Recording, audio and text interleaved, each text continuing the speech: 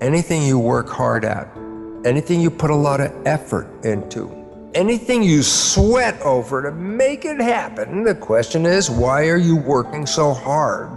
The answer is, your programs and your subconscious don't support that.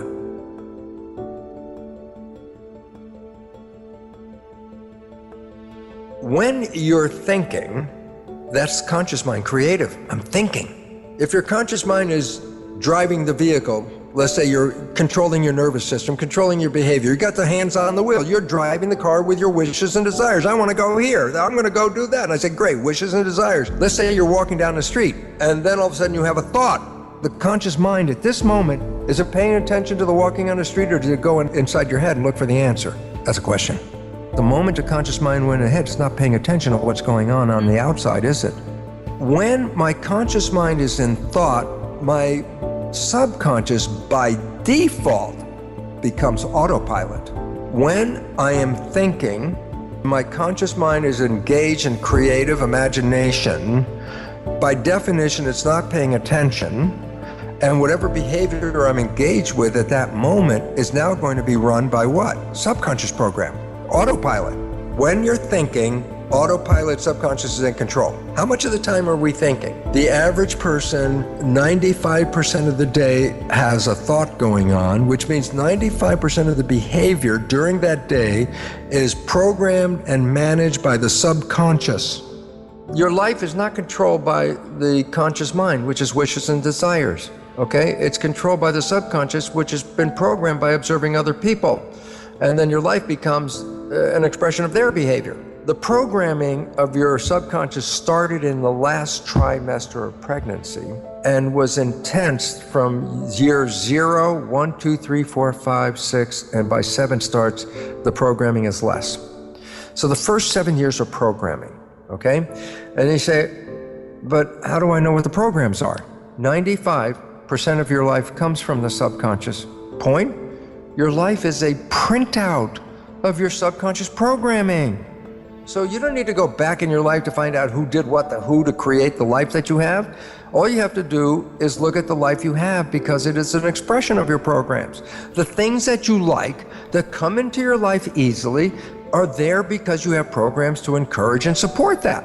Anything you work hard at, anything you put a lot of effort into, anything you sweat over to make it happen, the question is, why are you working so hard? The answer is, your programs and your subconscious don't support that. What if, and this is not a what, it's a can do, what happens if I change or rewrite my subconscious? What if you took all the negative behaviors that are interfering with your life and rewrote them with very positive behaviors, with wishes and desires that are the same as the conscious mind, so that either the conscious mind or the subconscious mind are both operating from wishes and desires? Whether you're paying attention or not paying attention, you're still playing wishes and desires. And so in other words, you can have a honeymoon life the rest of your life every day. The only reason you lost the honeymoon is because you went back and got caught up in playing the old tapes and sacrificing and sabotaging yourself without even you seeing it, and the honeymoon ends. If you had rewritten the subconscious program so that they conform and aligned with your wishes and desires, then it wouldn't make any difference if you're thinking or not thinking. Your behavior in both situations would always lead you to the full happiness of the honeymoon experience as a way of life every day of your life. We look at our lives.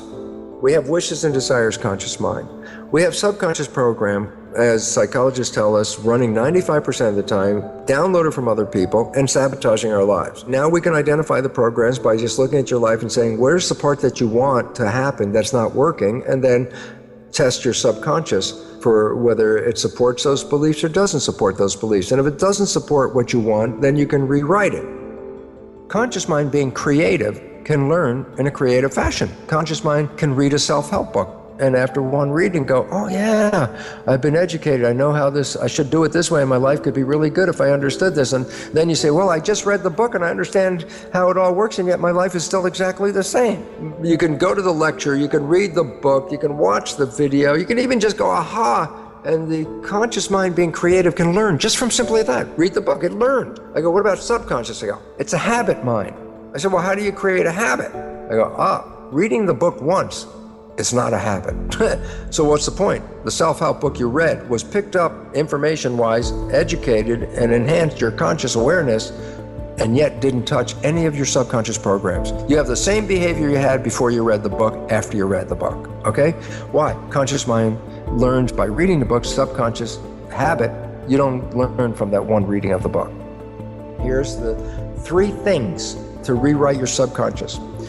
Number 1, how did it learn in the first 7 years, the programmable period? I say, the brain was in a low vibrational frequency called theta, which is hypnosis. I say, so if I use hypnosis, I can download a program. I can say, yes, you can. That's how you can do it. The vibration of theta is a low vibration. It's below consciousness, which is alpha.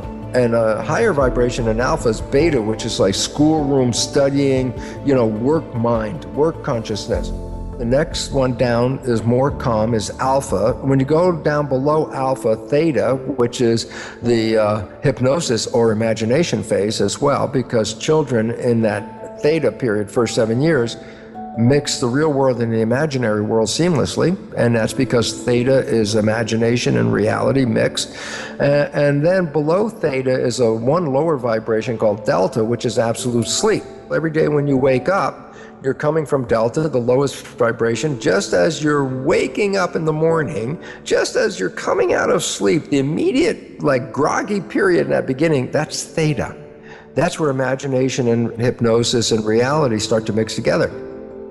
Every day when you're going to bed or when you're waking up, you go through a zone of theta. Naturally, from sleep vibration delta, the lowest, to waking up, you have to go through theta. Theta is imagination. So guess what? If you put earphones on and play a program as you're going to bed, just as your conscious mind lets go and is not paying attention to the program at this point, you're really going off into sleep. Theta is engaged. And what's theta doing? Taking the program and downloading it into the subconscious mind, because that's what theta does, hypnosis, bypassing the conscious mind, which just went to sleep.